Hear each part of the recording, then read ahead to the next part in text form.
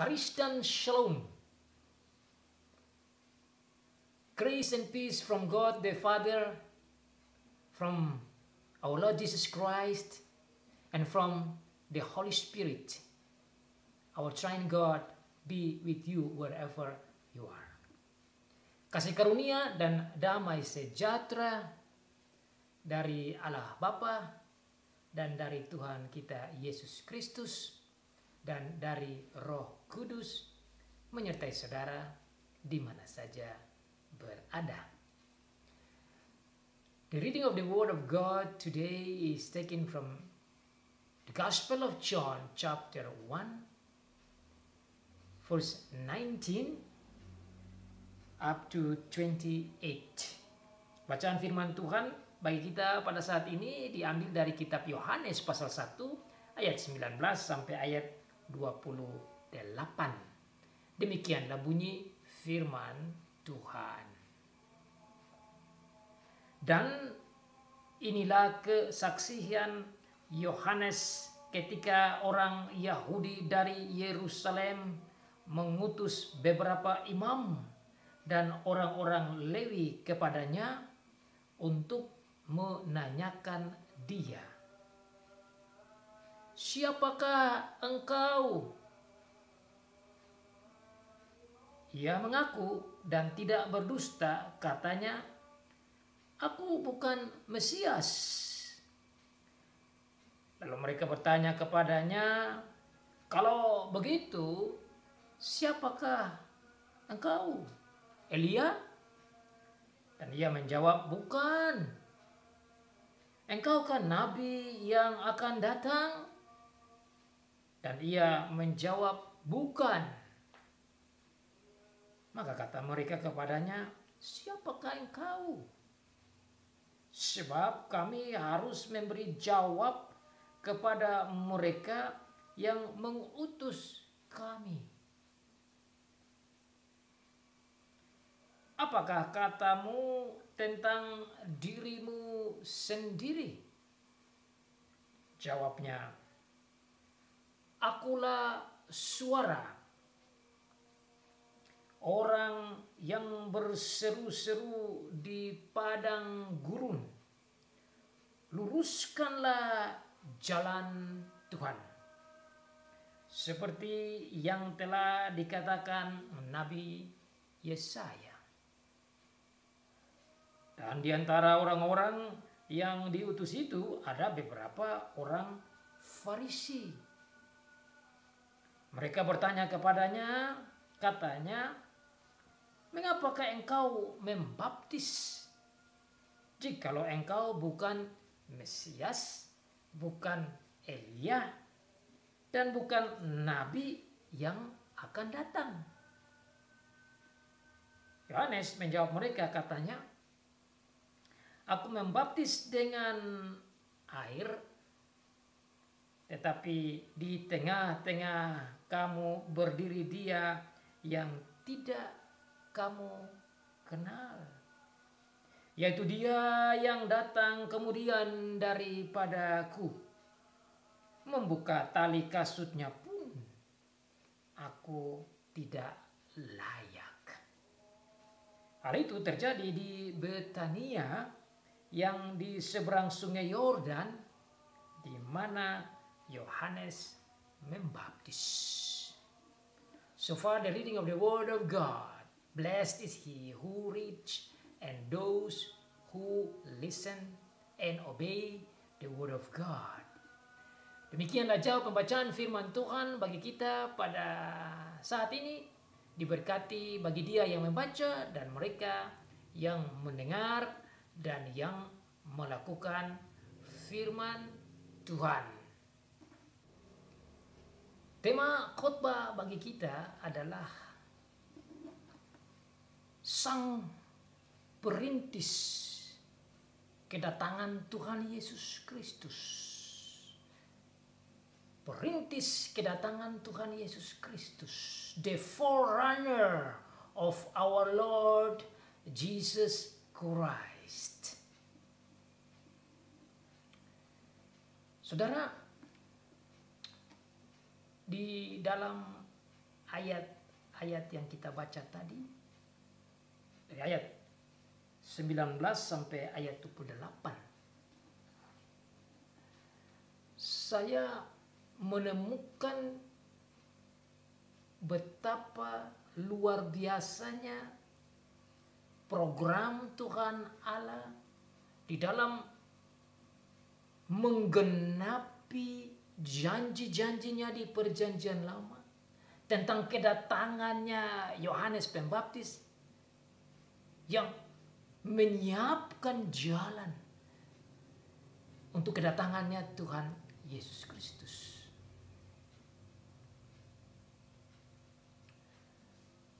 Kedatangan Yohanes Pembaptis telah disampaikan oleh Nabi Yesaya dalam kitab Yesaya pasal 40, dan juga disampaikan oleh Nabi terakhir dalam Perjanjian Lama, yaitu dalam kitab Maleaki pasal terakhir ayat 4, pasal 4,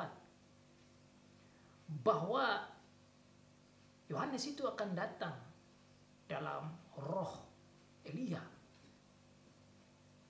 dan dia bertugas untuk merubah dan menobatkan bangsa Israel dalam rangka menyambut kedatangan Sang Mesias.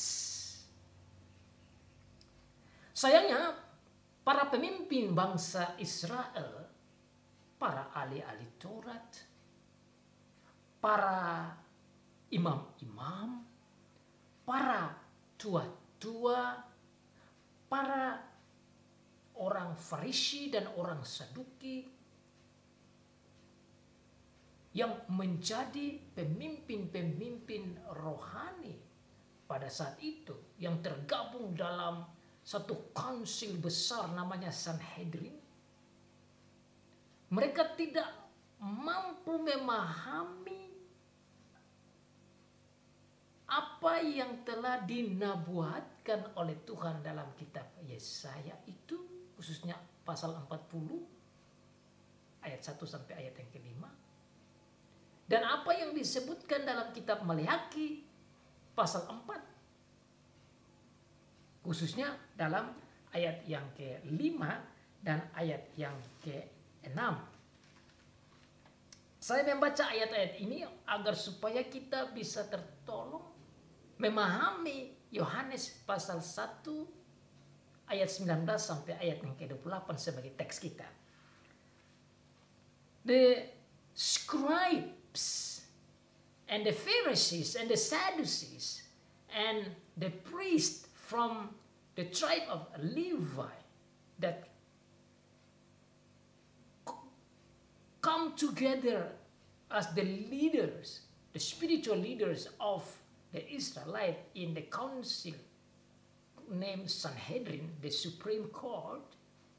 These people, even though they learn a lot about the Bible in the Old Testament, but they could not understand the meaning of prophet Isaiah in Isaiah 40, chapter 40, and in Maleaki, specifically in Maleaki chapter 4, in the last verses, and I can read for you. Kita baca bersama-sama dalam Maleaki pasal yang keempat. Saya baca khususnya ayat yang ke-5 dan ayat yang ke-6. Dikatakan demikian tentang kedatangan Yohanes Pembaptis sebagai forerunner atau perintis jalan kedatangan Tuhan Yesus. Sesungguhnya aku akan mengutus Nabi Elia kepadamu menjelang datangnya hari Tuhan yang besar dan dahsyat itu. Maka ia akan membuat hati bapak-bapak berbalik kepada anak-anaknya, dan hati anak-anak kepada bapak-bapaknya, supaya jangan aku datang memukul bumi sehingga musnah. Kemudian mari kita melihat di dalam kitab Yesaya pasal 40. Yesaya pasal 40. Kita baca di bagian ayat yang pertama sampai ayat yang kelima.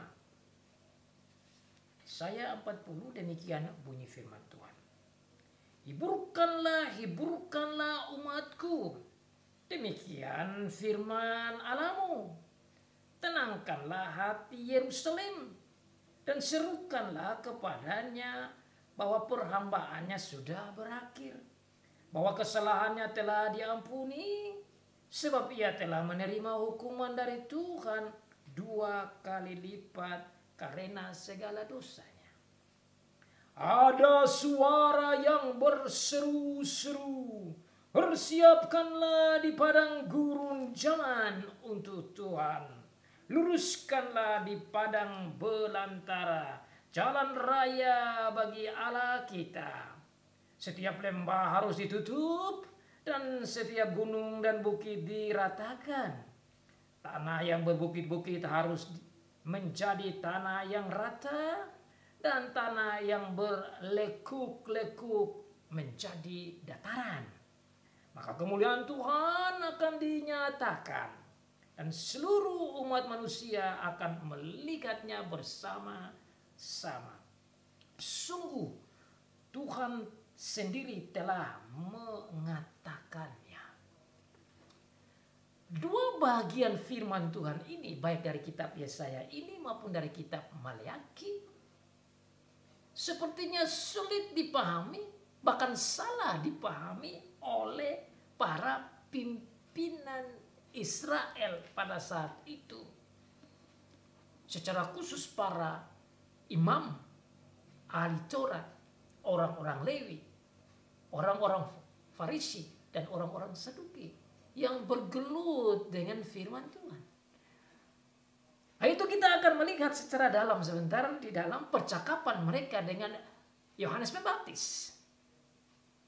Tatkala Yohanes Pembaptis melaksanakan tugas pelayanannya dalam rangka menyiapkan kedatangan Tuhan Yesus Kristus dengan berkhotbah dengan luar biasa dan membaptis orang-orang pada waktu itu, terdengarlah berita tentang tugas dan kegiatan dari Yohanes Pembaptis ini ke telinga para pimpinan orang Israel. Mereka berdiskusi. Dan dalam diskusi mereka di Yerusalem, mereka ingin tahu secara dalam siapa ini Yohanes Pembaptis.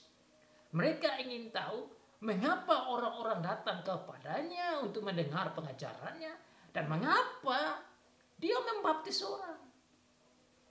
Itu adalah tugas mereka sebagai pimpinan-pimpinan rohani pada waktu itu, karena mereka lah yang akan menentukan apakah ini nabi benar, apakah ini pemimpin yang benar, apakah ini orang yang benar atau orang yang menyesatkan orang Israel atau hanya dibuat-buat saja. Nah, setelah berunding,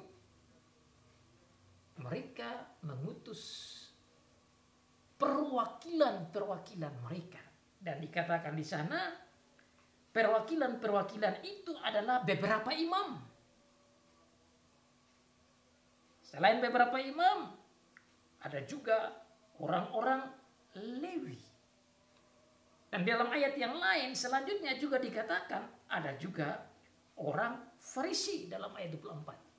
Jadi mereka ini datang ke Yohanes bukan karena keinginan pribadi, tapi ini datang sebagai utusan council, utusan Sanhedrin, utusan dari seluruh pimpinan rohani dari bangsa Israel untuk menanyakan siapa ini Yohanes.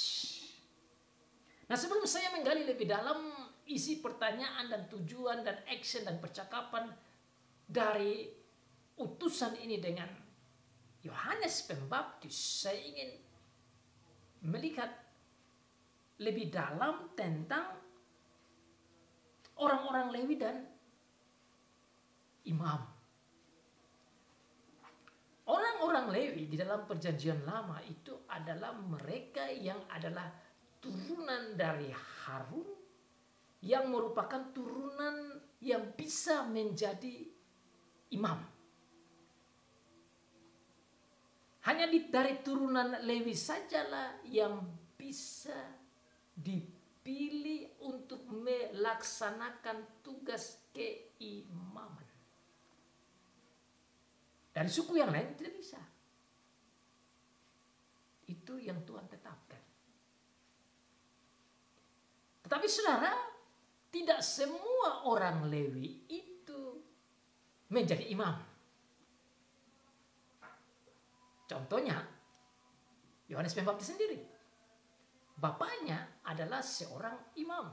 Saudara bisa baca di dalam kitab Lukas pasal 1. Saya baca supaya kita ada pemahaman perbedaan antara orang-orang Lewi dan imam itu sendiri. Di dalam Lukas pasal 1 dijelaskan demikian. Pada suatu kali, ayat yang ke-8, waktu tiba giliran rombongannya Sakaria melakukan tugas keimaman di hadapan Tuhan.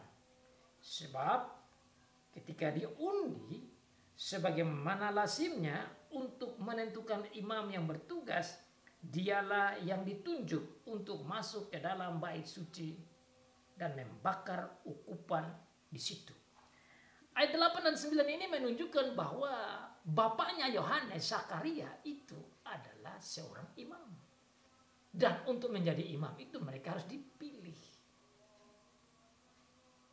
Tetapi dalam cerita selanjutnya kita dapati bahwa anak dari Imam Sakaria ini, yaitu Yohanes Pembaptis, ternyata dia bukan seorang imam.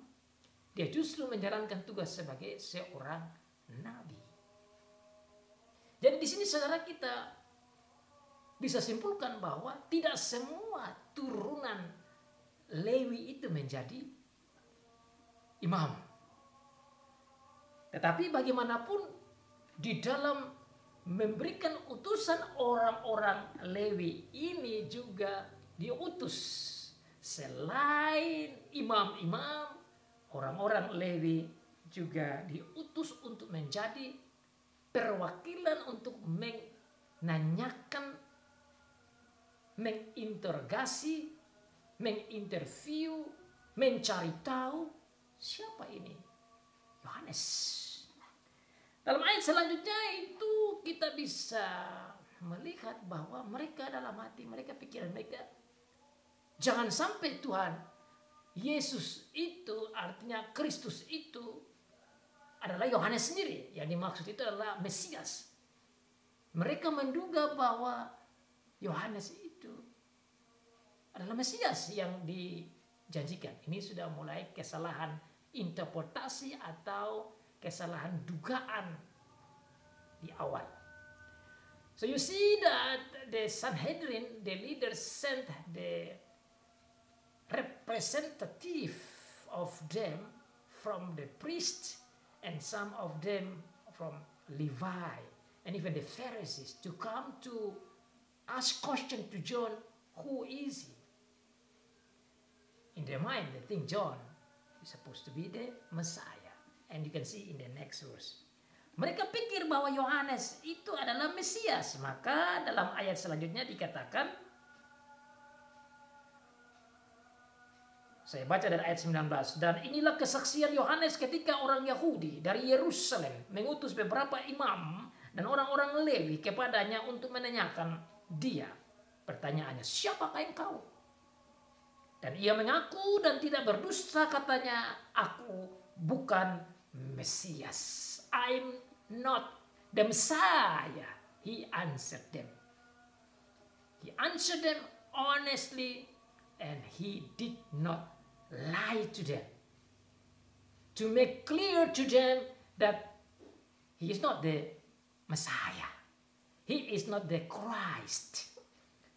Dengan jujur tanpa berdusta, Yohanes menjawab mereka bahwa dia bukanlah Mesias. Saudara, saya merenungkan ayat ini dan saya melihat Yohanes ini luar biasa. Padahalnya orang-orang datang mendengar dia, mendengar khotbahnya dan dibaptis olehnya. Tapi karena dia memang mau melayani Tuhan dengan jujur, bahkan dengan rendah hati, dia tidak katakan bahwa dialah Mesias itu. Meskipun dia sudah menjadi populer, meskipun dia sudah didengar oleh orang-orang, meskipun dia sudah punya pengaruh dalam pengajarannya atas orang-orang Israel. Tetapi di dalam kemuliaan yang dia terima, oleh karena sudah banyak orang datang ke dia, menjadi murid-muridnya, pendengarnya, dan dibaptis oleh dia, dia tidak melihat itu sebagai kemuliaan yang harus dia pegang untuk memuji-muji diri. Tetapi justru dia dalam kerendahan hati, dia katakan kepada orang-orang bahwa dia bukan Mesias. Dia bukan yang dijanjikan itu. Dia bukan yang diurapi itu. Bagi saya ini satu hal yang luar biasa yang diatur oleh Tuhan dalam diri Yohanes untuk menunjukkan kerendahan hatinya. Bahwa dia rendah dan yang tinggi itu adalah Mesias. Sehingga di dalam kitab Yohanes pasal 3 itu juga dikatakan, aku harus lebih kecil menurun dan dia yaitu Tuhan Yesus Kristus Mesias itu harus lebih tinggi. Yohanes pasal 3 ayat 30. Saya baca ayat itu supaya saudara-saudara bisa melihat bagaimana sikap Yohanes sebagai the forerunner, sebagai the perintis jalan itu, betul-betul jalankan tugasnya secara luar biasa. Menyiapkan diri, menyiapkan umat, berkhotbah dengan rendah hati, dan tidak menyombongkan dirinya. Tetapi melaksanakan tugas yang harus dia katakan dan dia jalankan. Ayat yang ke-30 dari Yohanes pasal 3 dikatakan, saya baca dari ayat 29. Let's read from John chapter 3 verse 29 and 30. Yang empunya mempelai perempuan ialah mempelai laki-laki. Tetapi sahabat mempelai laki-laki yang berdiri dekat dia dan yang mendengarkannya sangat bersuka cita mendengar suara mempelai laki-laki itu. Itulah sukacitaku. Dan sekarang sukacitaku penuh. Ini dia bercerita tentang kedatangan Tuhan Yesus. Dan dia sebagai forerunner, dia bersuka cita karena Tuhan Yesus telah datang. Ia harus makin besar, tetapi aku harus makin kecil. Ini dia sampaikan tentang dia yang merendahkan diri. Di dalam pelayanannya yang luar biasa itu, dia mengatakan bahwa dia harus makin kecil, tapi Tuhan Yesus harus makin besar.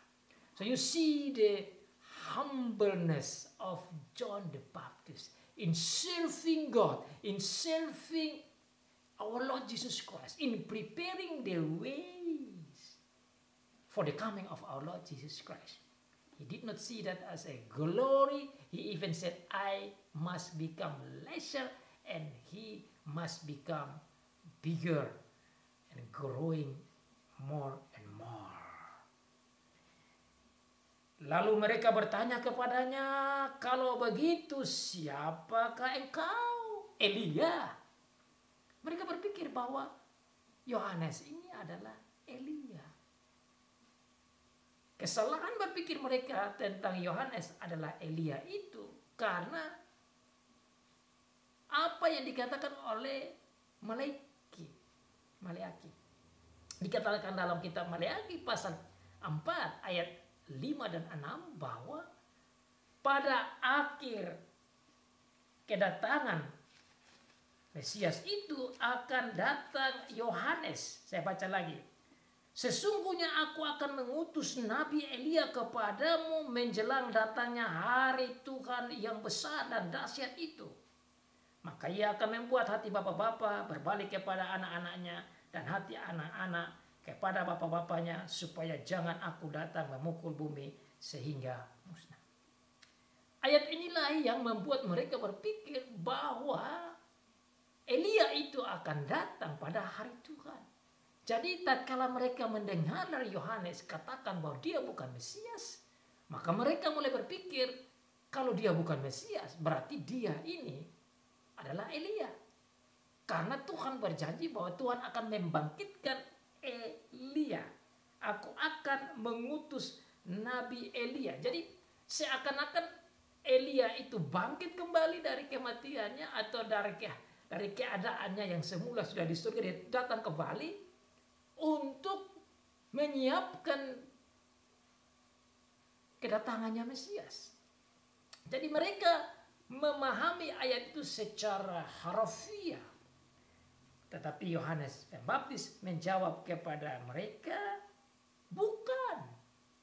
Padahal saudara, kalau kita baca dalam kitab Lukas pasal 1, itu dikatakan bahwa Yohanes itu adalah roh Elia. Jadi Yohanes juga tahu bahwa dia datang itu sebagai rohnya Elia. Tapi dia katakan dia bukan Elia.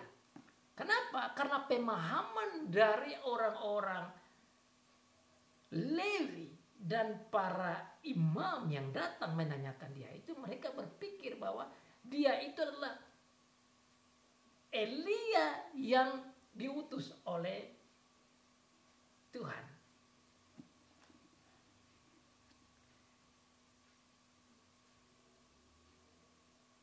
Kalau begitu, siapakah engkau? Elia. Dan ia menjawab, bukan. Nah, mari kita banding dengan Lukas pasal 1. Let us compare with Luke chapter 1. It's mentioned that John came with the spirit of Elijah. So he actually came like Elijah came. But he said, I am not Elijah. Because the concept of the Levi and the priests at that time different from the concept of John himself, because he is not Elijah, but he came with the spirit of Elijah. Mari kita baca di dalam ayat pasal 1 ayat yang saya baca aja dari kitab dari ayat 14 sampai ayat yang ke-17. Ayat yang dimaksudkan itu ayat 16 dan 17. Tapi untuk konteks kita baca. Let's read from verse 14 to verse 17. Verse 17 is the one that I was thinking of. Engkau akan bersukacita dan bergembira, bahkan banyak orang akan bersukacita atas kelahirannya itu. Ini bicara tentang kelahirannya Yohanes Pembaptis. Ini kata ungkapan dari malaikat bagi Sakaria.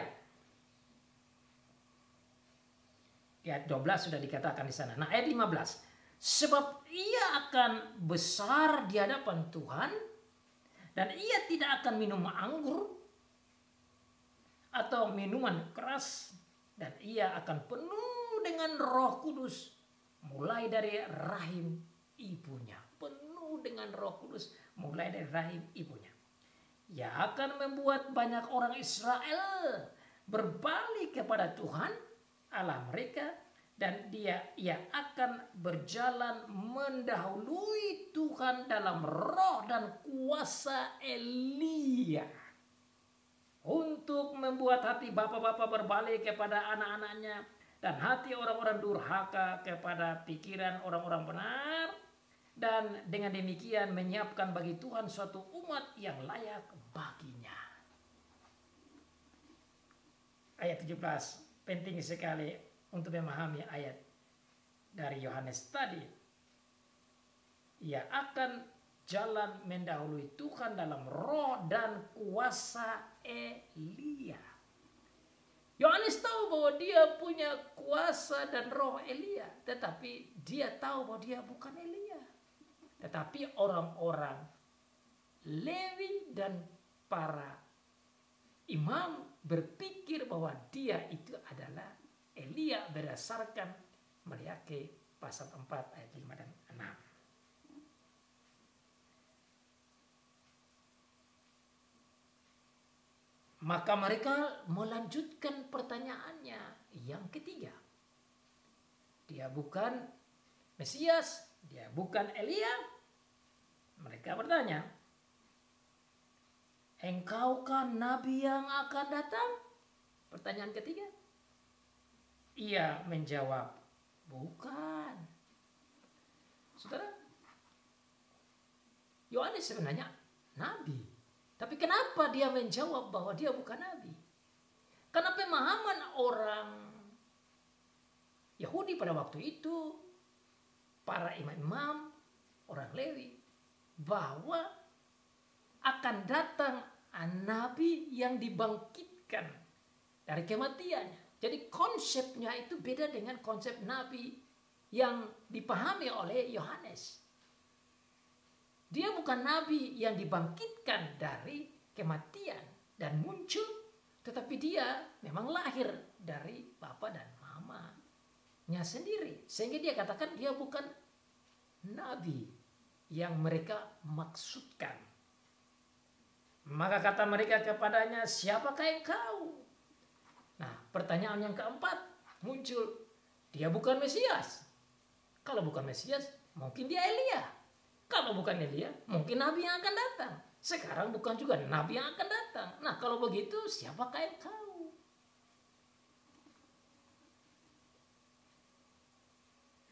Apakah katamu sendiri tentang dirimu? Pertanyaan yang keempat.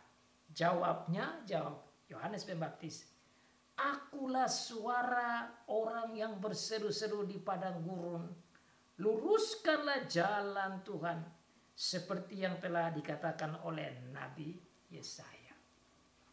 Yohanes menjelaskan kepada mereka bahwa dia adalah yang dijanjikan, yang dinabuatkan oleh Nabi Yesaya dalam Yesaya pasal 40. Ini haruslah membuka pikiran dan hati orang-orang Yahudi, pikiran dan hati para imam dan orang Lewi, bahwa dia adalah yang dijanjikan oleh Tuhan sebagai forerunner, sebagai perintis jalan untuk Tuhan Yesus yang akan datang setelah dia. Siapa itu perintis jalan? Ya, Yohanes sendiri. Tapi dia bukan Mesias. Dia bukan Elia. Dia bukan nabi yang akan datang seperti yang mereka pikirkan. Dia adalah suara yang berseru-seru di padang gurun. Dan betul, dia ada di padang gurun. Dan dia berkhotbah, dia mengajar, dia sampaikan dengan suara yang lantang, memenuhi apa yang disampaikan oleh Tuhan lewat Nabi Yesaya, bahwa dia harus menjalankan tugas menyiapkan bangsa Israel menyambut kedatangan Tuhan Yesus di hari yang besar dan dahsyat. Bahwa hati bapak-bapak harus berbalik ke hati anak-anak. Hati anak-anak harus berbalik ke hati bapak-bapak. Itu artinya perubahan radikal hidup. Dari kejahatan menuju hidup surgawi. Dari tidak mengasihi menjadi mengasihi. Dari kesombongan menjadi kerendahan hati. Dari bengkok-bengkok hati dan hidup menjadi hati yang lurus.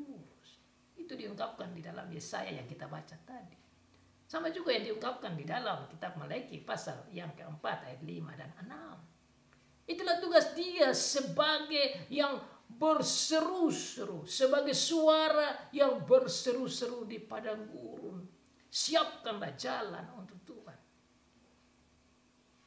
Dan dia melaksanakan itu secara penuh menggenapi apa yang Tuhan katakan di Perjanjian Lama. Dia berkhotbah dengan berani dan lantang dan tegas di dalam roh Elia dan di dalam kuasa Elia. Nah, kenapa dikatakan roh dan kuasa Elia? Karena memang Elia waktu di Perjanjian Lama dengan berani berkhotbah tentang pertobatan, karena waktu itu bangsa Israel juga jatuh di dalam dosa secara buruk sekali. Elia berani berkhotbah untuk merubah hati orang Israel kembali kepada Tuhan. Makanya namanya Elia. Allahku Yahweh, bukan Baal. Kamu telah menyembah Baal. Dengarlah bahwa Allah itu Yahweh yang kamu harus sembah. Merubah hati orang Israel dalam penyembahan kepada Baal kepada penyembahan kepada Yahweh, Allah perjanjian. Ini juga sekarang yang dibuat oleh Yohanes Pembaptis agar supaya mereka kembali dari kehidupan mereka yang buruk menuju pada kehidupan mereka yang benar, menyembah Tuhan, mentaati Tuhan, dan hidup dalam kebenaran. Saudara bisa baca di dalam kitab Matius pasal 3, itu ditulis dan disampaikan tentang bagaimana keberanian Yohanes Pembaptis dalam berkhotbah tentang hal pertobatan sebagai suara yang berseru-seru di padang gurun agar supaya hati bapak-bapak kembali kepada hati anak-anak dan hati anak-anak kembali kepada hati bapak-bapak di dalam persekutuan kedamaian, dalam kasih, dalam kebenaran, dalam sukacita, dalam hidup surgawi, dalam menyiapkan diri mereka menyambut kedatangan Sang Mesias, yaitu Tuhan Yesus Kristus. Inilah buktinya saudara dalam kitab Matius pasal 3. You can see in Matthew chapter 3 when John the Baptist so brave to preach the word of God, so that people at that time may repent, to believe in God and obey Him and live in righteousness and in love. And that's what his task. That is his calling, to preach about repentance, just like Elijah in Old Testament. And that's why he came in the spirit and the power of Elijah to bring the news of repentance. Here's the word of God. Tapi waktu ia melihat banyak orang Farisi, ayat 7 dari pasal 3 Matius, dan orang-orang Saduki datang untuk dibaptis, berkatalah ia kepada mereka, "Hai kamu keturunan ular beludak, siapakah yang mengatakan kepada kamu bahwa kamu dapat melarikan diri dari murka yang akan datang?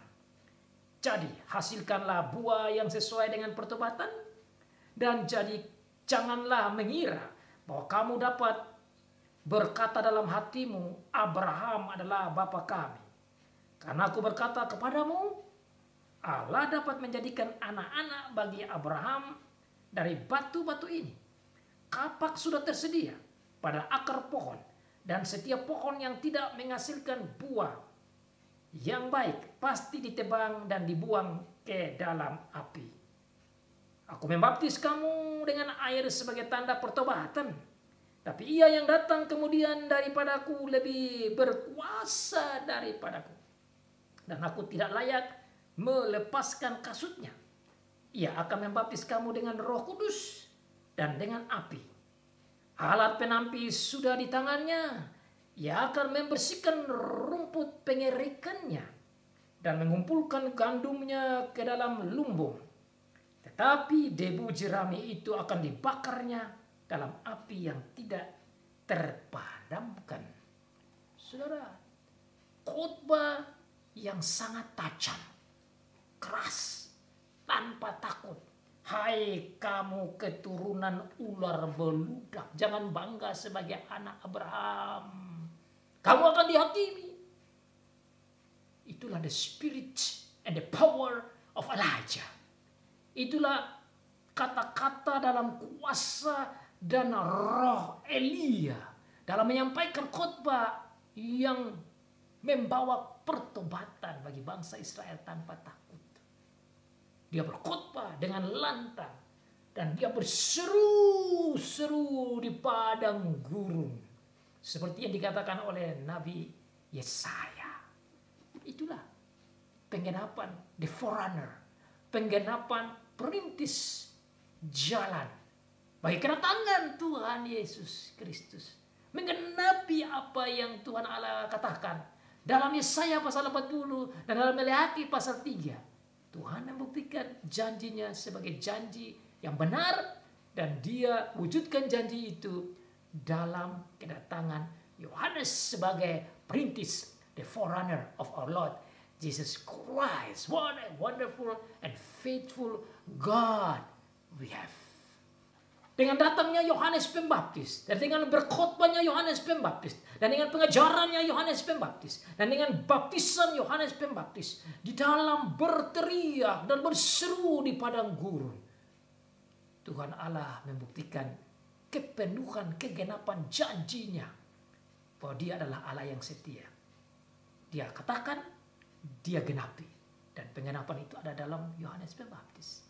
Dan Yohanes juga melaksanakan tugas itu dalam kuasa dan dalam roh Elia, dalam rangka menyiapkan kedatangan Tuhan Yesus Kristus yang datang untuk memenuhi seluruh janji Allah sebagai Mesaya, sebagai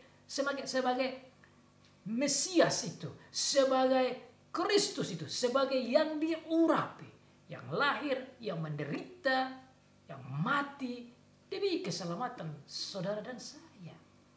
Itulah penggenapan-penggenapan dari Tuhan kita di dalam mengutus Yohanes Pembaptis dan sekaligus menyiapkan kedatangan Tuhan Yesus, Sang Juru Selamat kita sebagai Sang Penebus. Dan di antara orang-orang yang diutus itu ada beberapa orang Farisi. Jadi bukan saja orang Lewi, bukan saja para imam, ada yang golongan Farisi juga datang. Orang-orang Farisi ini mereka bertanya kepadanya, ayat ke-26. Katanya, "Mengapa engkau membaptis jika engkau bukan Mesias, bukan Elia, bukan Nabi yang akan datang?" Mereka terus memburu, mencari tahu siapa ini Yohanes Pembaptis. Yohanes menjawab mereka, katanya, "Aku membaptis dengan air, tetapi di tengah-tengah kamu berdiri dia yang tidak kamu kenal, yaitu dia yang datang kemudian daripadaku. Membuka tali kasutnya pun aku tidak layak." Orang Farisi bertanya, "Kalau engkau bukan Mesias, kenapa membaptis?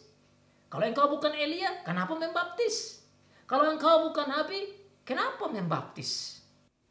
Reaksi dari Yohanes Pembaptis kepada pertanyaan orang Farisi sini luar biasa sekali. Dia katakan, "Ya, aku membaptis. Tapi aku membaptis dengan air sebagai tanda pertobatan.